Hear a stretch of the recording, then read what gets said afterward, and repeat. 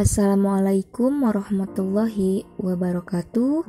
Saya Feli Indriani, NIM 171420177. Saya dari Perbankan Syariah, peserta KKN Daring 2020, hari ke-15.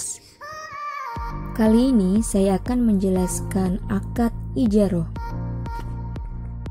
Yang pertama, definisi ijaroh. Ijaroh ini adalah akad pemindahan hak guna atau manfaat atas suatu aset dalam waktu tertentu dengan pembayaran sewa atau ujroh tanpa diikuti dengan pemindahan kepemilikan aset itu sendiri.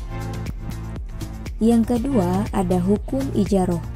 Menurut Fatwa DSN MUI nomor 9 DSN MUI 4 tahun 2000, ijaroh ini adalah akad pemindahan hak guna atau manfaat atas suatu barang atau jasa dalam waktu tertentu melalui pembayaran sewa atau upah tanpa diikuti dengan pemindahan kepemilikan barang itu sendiri.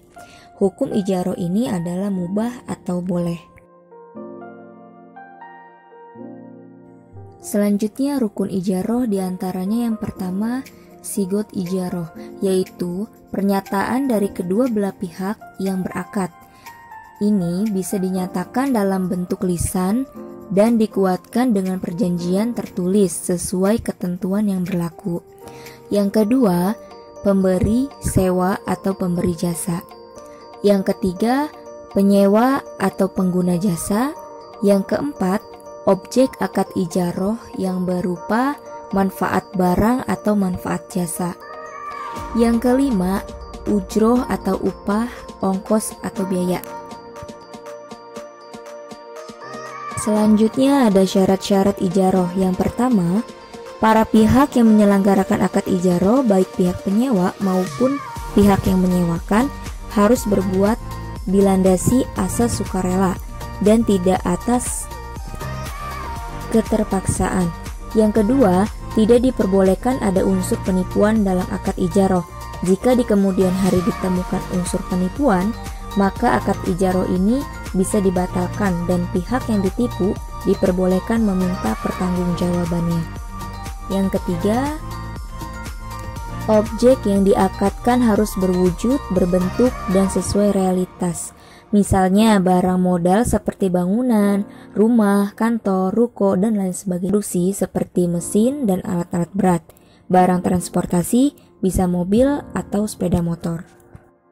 Yang keempat, manfaat objek ijaroh harus sesuatu yang bersifat mubah atau diperbolehkan. Tidak boleh sesuatu yang diharamkan. Manfaat ini harus bisa dikenali dengan jelas dan spesifik, sehingga tidak diperbolehkan. Misalnya, menyewakan pohon untuk diambil buahnya atau mata air untuk diambil airnya, karena bukan manfaatnya yang diambil melainkan bendanya. Yang kelima, pemberian upah atau imbalan dalam transaksi ijaroh harus berupa sesuatu yang bernilai, dalam praktiknya berupa mata uang yang berlaku. Selanjutnya, jenis ijaroh itu ada dua. Yang pertama ijaroh, yang kedua ada ijaroh mutahiyah bid'at tamwil. Nah, yang pertama ijaroh itu sama dengan perjanjian sewa menyewa biasa. Dalam ijaroh ini yang berkaitan dengan jasa ini, kedua belah pihak berkedudukan sama. Artinya, jika perjanjian telah selesai, maka pihak penyewa dan pihak menyewakan akan kembali ke kedudukannya masing-masing. Yang kedua ada ijaroh mutahiyah bi al-tamwil, merupakan jenis ijaroh yang memiliki dua akad yang saling berangkaian. Dua akad tersebut yaitu akad al-ba'i dan akad al-ijaroh mutahiyah bi al-tamwil.